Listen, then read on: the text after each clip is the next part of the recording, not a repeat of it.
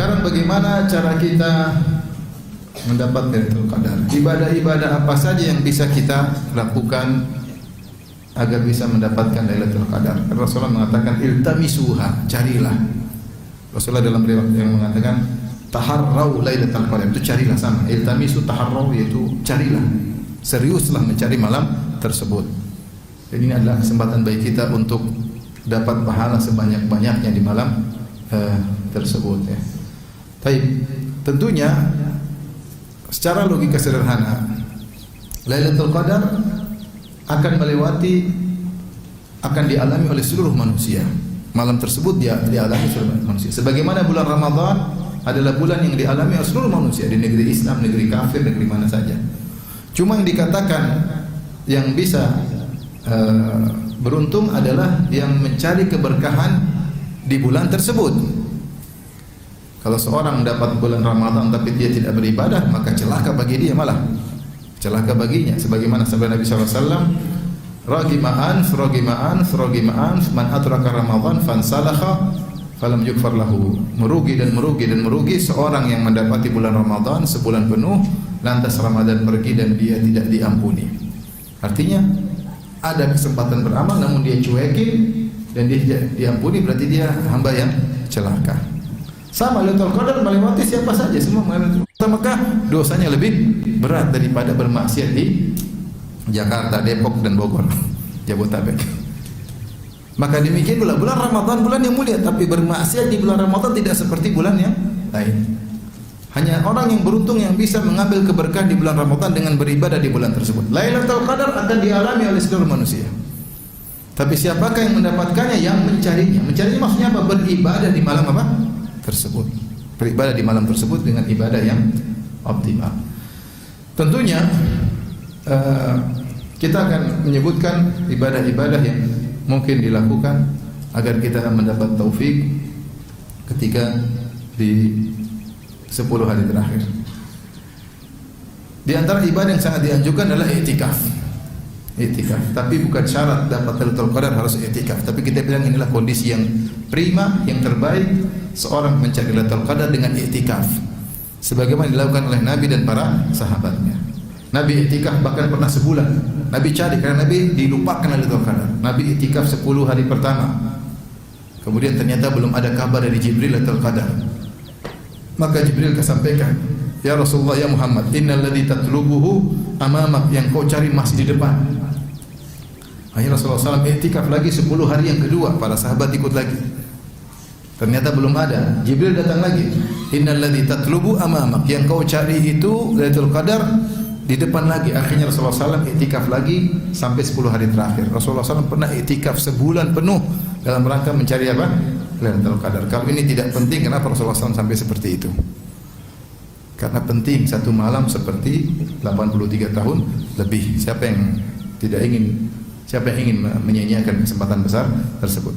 Maka tentunya di antara ibadah yang paling agung adalah i'tikaf. Saatnya kita belajar berkhulwat dengan Allah Subhanahu wa taala. Tentu pembahasan i'tikaf pembahasan panjang lebar, ada pembahasannya sendiri. Tapi intinya seorang kalau sudah masuk masjid, niatnya i'tikaf, meskipun dia tidur pun untuk istirahat, maka tidurnya pun dapat pahala. Kenapa? Status dia sedang i'tikaf. Status dia sedang, meskipun dia sedang istirahat di masjid, argo pahala terus mengalir karena dia sedang i'tikaf. Pembahasan i'tikaf fikihnya panjang, saya tidak ingin bahas sekarang. Tapi yang kedua, di antara ibadah yang bisa kita lakukan di 10 hari terakhir bulan Ramadan, terutama malam-malam ganjil, adalah membaca Al-Quran. Membaca Al-Quran. Ramadan adalah bulan spesial, bulan Al-Quran. Syahrul Ramadan alladzi unzila fihi Al-Quran. Bulan Ramadan adalah bulan yang diturunkan Al-Quran. Maka kebiasaan para salaf dahulu, kalau sudah datang bulan Ramadan, mereka fokus ke Al-Quran. Bahkan di antara mereka ada yang menutup pengajian seperti Al-Imam Malik. Imam Malik punya majelis hadis di Masjid Nabawi. Ketika datang bulan Ramadan, dia pun berhenti dari majelis hadisnya, wa aqbala al-Quran, maka dia fokus baca Al-Quran. Ini menunjukkan bahwa para salaf memahami bahwasannya bulan Ramadan bulan Al-Quran. Demikian juga Jibril alaihissalam sengaja datang mengajari Al-Quran pada Nabi setiap bulan Ramadan.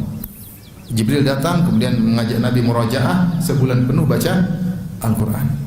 Ini menunjukkan kita harus punya waktu untuk baca Al-Quran. Dan ibadah terhadap Al-Quran secara umum ada dua terkait dengan bacaan. Pertama, ibadah membaca.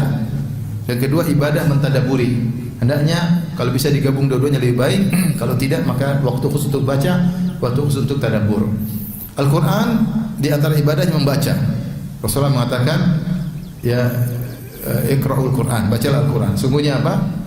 Setiap huruf yang kita baca 10 pahala. Ya. 10 pahala ya. Fa inna likulli harfin hasanah wal hasanatu bi asyri amsalihha. Satu huruf dapat pahala dan pahala lipat gandakan 10 kali lipat.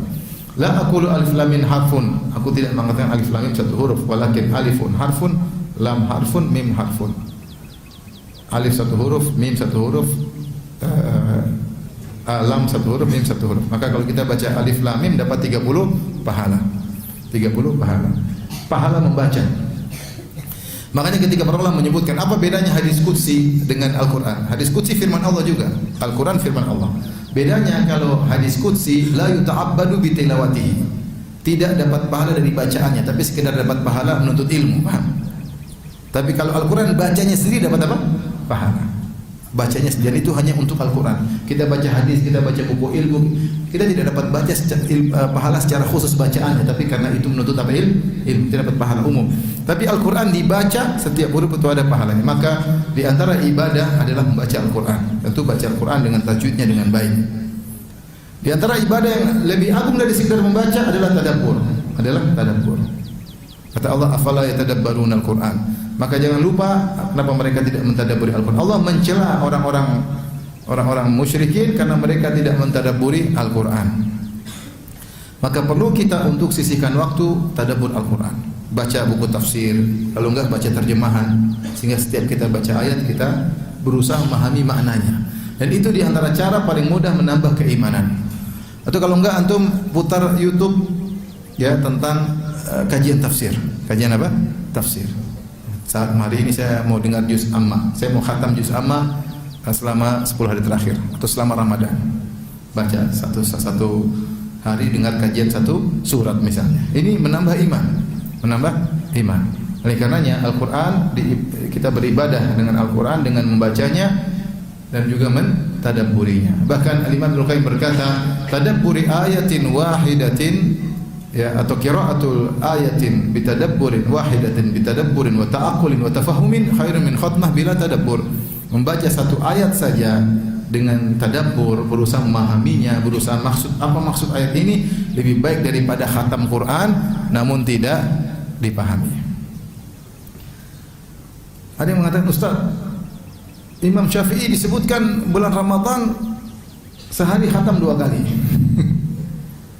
Sebagian salaf ada yang khatam di bulan Ramadan 3 hari sekali, ada yang 2 hari sekali, ada yang sehari sekali khatam, ada yang sehari 2 kali khatam. Diriwayatkan Imam Syafi'i rahimahullah sehari 2 kali apa? Khatam. Antum berapa khatam? Dan itu mungkin sebagian orang yang hafiz Quran, mereka yang baca lancar 8 jam selesai. Enggak ada di YouTube. Di YouTube orang baca Quran 8 jam selesai, baca dengan tajwid. Tapi karena dia Arab, orang Arab lisannya lancar dan baca masih bisa dengar, masih bisa dipahami. 8 jam di YouTube ada. 8 jam. Apakah Imam Syafi'i tidak mentadabburi? Jelas mentadabburi. Imam Syafi'i ahli tafsir. Apa yang dia baca langsung ilmunya sambil baca ilmu semua di otaknya keluar semua tafsir ayat tersebut. Paham? Kalau antum baca susah. Belum terjemahnya enggak ngerti apalagi apa? Tafsirnya. Jadi memang beda mereka dengan kita ya, beda. Atau kita dengan mereka sebenarnya beda tipis, cuma dibalik begini. Jadi bagaimana semangat mereka untuk apa? Baca Al-Quran. Baca Al-Quran. Kalau orang yang tidak lancar ya mungkin bolehlah 3 hari sekali khatam, terutama 10 hari terakhir. Jadi sisihkan waktu untuk baca, tapi jangan lupa baca terjemahannya ya. Tadabbur lebih afdal daripada sekedar apa? Baca. Jadi pentingnya belajar bahasa Arab sehingga orang baca Al-Quran meskipun baca dia sudah bisa paham. Tapi di antara ibadah yang bisa kita lakukan salat malam. Salat malam. Kalau ada di masjid bikin salat berjamaah, salat ya. Kalau masjid bikin dua ronde pertama, ronde kedua, ikut dua-duanya ya. Sebagaimana seperti di Mekah Madinah ada tarawih pertama sama tahajud. Jadi daripada kita bengong-bengong, mending kita ikut apa? Salat. Ikut salat ya. Ini adalah ibadah yang agung. Kurangi tidur ya. Kalau bisa siang tidur yang benar sehingga malam kita giat dalam beribadah. Apa kata Aisyah radhiyallahu taala anha? Kana Nabi sallallahu alaihi wasallam idza dakhala al-'ashr, kalau adalah Nabi sallallahu alaihi wasallam kalau sudah masuk 10 malam terakhir, syadda mi'zarahu, maka Rasulullah sallam mengikat sarungnya, yaitu tidak lagi menggauli istri-istrinya. Ini dalil Rasulullah sallam sebelumnya di 20 malam pertama Rasulullah sallam masih menggauli istri-istrinya, berhubungan intim dengan istri-istrinya. Tapi 10 malam terakhir tidak. Syadda mi'zarahu wa aiqadha ahlahu, berarti istrinya tidur. Rasulullah SAW bangunkan istri-istrinya. Rasulullah SAW sengaja bangunkan istri-istrinya untuk ibadah di 10 malam terakhir. Wa ahya lailahu, dan Rasulullah SAW menghidupkan malamnya. Khilaf di kalangan para ulama apa makna Rasulullah SAW menghidupkan malamnya. Apakah Rasulullah begadang semalam suntuk tidak tidur sama sekali, ataukah tidur sebentar? Dua pendapat di kalangan para ulama. Sebenarnya mengatakan Rasulullah SAW tidur, tapi sedikit, tidak seperti malam-malam sebelumnya. Ya, siapa yang melihat kebiasaan Nabi, Rasulullah SAW tidur cukup, ya tidak sehingga Rasulullah SAW tidur, sholat dan waktu tidur juga cukup. Rasulullah SAW tidak start sholat malam daripada Isya, tapi tidur dulu, tidur cukup waktu yang cukup baru sholat malam. Bahkan di ujung kadang beliau istirahat lagi. Sebagaimana Nabi memuji Nabi Daud alaihissalam, kata Nabi SAW, afdalus salat salatu Daud, sebaik-baik salatnya Nabi Daud. Karena yanamu nisful lail, Nabi Daud tidur setengah malam. Wa yaqumu sulusahu, kemudian dia salat sepertiga malam. Wa yanamu sulusahu, dan beliau tidur lagi seperempat malam. Jadi beliau bagi malam menjadi 3 bagian. Setengahnya buat tidur, sepertiganya buat salat, seperenamnya tidur lagi. Sehingga di ujung subuh, kalau sholat tidur lagi, subuh bangun segar. Ini metode yang paling Rasulullah anjurkan. Rasulullah mengatakan ini sholat malam terbaik. Sholatnya siapa? Nabi Daud. Nabi pun demikian sallallahu alaihi wasallam, beliau sholat malam. Dan disebutkan beliau kalau sudah habis sholat malam, kemudian sholat 2 rakaat sebelum subuh, beliau yattaji, yaitu istirahat sebentar untuk persiapan sholat subuh. Kemudian Aisyah pernah berkata, wa ma alimtuhu yusalli al-lailata kullaha, aku tidak yusalli al-lailata ila sabah hatta sabah, aku tidak pernah tahu Nabi salat malam sampai subuh, enggak pernah, saya enggak pernah tahu. Maksudnya Rasulullah SAW tidur, kata Aisyah radhiyallahu anha, enggak pernah Rasulullah SAW salat sampai subuh, enggak pernah. Kemudian juga ketika ada seorang datang kepada Nabi, kemudian ingin semangat beribadah, dia berkata, inilah usalli wala anam. Dia mengatakan, ya Rasulullah, aku akan salat dan tidak tidur. Maka Rasulullah tegur. Kata Rasulullah SAW, fa inni atqakum li rabbi wa akhsyakum, aku adalah orang yang paling bertakwa dan paling takut kepada Allah. Fa inni usalli wa anam, saya salat dan saya tidur. Secara umum Rasulullah SAW salat dan tidur. Maka pendapat pertama mengatakan maksudnya Rasulullah menghidupkan malamnya, yaitu Rasulullah SAW mayoritas malam Rasulullah SAW tidak tidur. Rasulullah tidur hanya sedikit. Ini pendapat pertama. Pendapat kedua di antaranya sempat dipilih oleh Syekh Utsaimin rahimahullah, Rasulullah SAW begadang. Adapun hadis-hadis yang tadi disebutkan oleh kita semua tadi itu secara umum, khusus 10 malam terakhir Rasulullah SAW begadang. Rasulullah SAW begadang. Intinya ada 2 pendapat di kalangan para ulama. Maksud saya kalau harus tidur tidak apa-apa, tapi jangan lama-lama. Jangan tidur 4 jam. Nanti tidur di Lailatul Qadar. Tidurnya lebih baik daripada tidur selama 1000 bulan. Sayang, enggak, saya bercanda. Tapi maksud saya, tidur boleh, istirahat. Yang penting kita melakukan ibadah yang diridhoi oleh Allah Subhanahu wa taala. Ingat, kualitas ibadah serahkan kepada Allah. Antum intinya mengisi malam tersebut dengan ibadah yang diridhoi oleh Allah. Antum salat capek baca Quran, capek berdoa, ya. Kalau ada mau baca buku ilmu tidak apa-apa untuk menambah keimanan. Berzikir, pokoknya antum beribadah dengan ibadah yang diridhoi oleh Allah Subhanahu wa taala. Di antaranya ibadah yang paling disukai oleh Allah adalah salat. Salat ini ibadah yang paling disukai oleh Allah Subhanahu wa taala. Sampai ketika Nabi sallallahu alaihi wasallam Isra Mi'raj, pertama kali Allah wajibkan salat 50 waktu. Ya tidak? Kemudian Rasulullah SAW minta keringanan sampai jadi 5 waktu. Gara-gara nasihat dari Nabi Musa alaihissalam. Nabi Musa mengatakan, inna ummataka la tutiqu dzalik, wahai Muhammad, umatmu tidak mampu salat sebanyak itu. Tapi menunjukkan Allah suka dengan ibadah ini sampai Allah ingin salat 50 waktu sehari semalam. Kita saja sebagian kita 5 waktu sudah keteteran, apalagi 50 waktu. 5 waktu sudah kadang kembang kempis naik turun. Apalagi 50 waktu. Tapi Allah suka dengan ibadah salat. Makanya Imam Ahmad disebutkan beliau salat 300 rakaat tiap hari. 300 rakaat setiap hari. Imam Ahmad rahimahullahu taala. Maka di antara salat yang paling dicintai oleh Allah salat malam. Ya, salat yang dicintai oleh Allah adalah salat malam. Maka kalau masjid misalnya bikin program ada salat tahap pertama, tahap kedua, bagus, ikuti aja. Kita iktikaf, kita salat, sabar salat, cari pahala. Cuma 10 hari kemudian selesai. Ya, cuma 10 hari kemudian apa? Selesai, bersusah-susah. Enggak ada masalah. Jadi antara ibadah yang paling dicintai oleh Allah adalah salat. Maka kalaupun kita tidur jangan lama-lama. Jangan lama-lama, pasang waker ya. Pasang waker. Taruhlah tidur maksimal 3 jam lah. Maksimal 3 jam. 3 jam mungkin terlalu banyak, 2 jam lah. Ya. Maka siangnya kalau bisa tidur yang cukup agar malam kuat beribadah. Oleh karenanya yang mampu mengajukan cuti 10 malam terakhir, 10 hari terakhir, ajukan cuti dari sekarang. Yang mampu bisa mengatur kerjaannya diatur sekarang supaya ketika 10 hari terakhir dia bisa banyak waktu luang. Atur, kalau kita berniat insya Allah dimudahkan oleh Allah Subhanahu wa taala. Apalagi yang wira swasta, dia bisa mengatur kondisinya sehingga ketika 10 hari terakhir dia bisa punya waktu untuk iktikaf.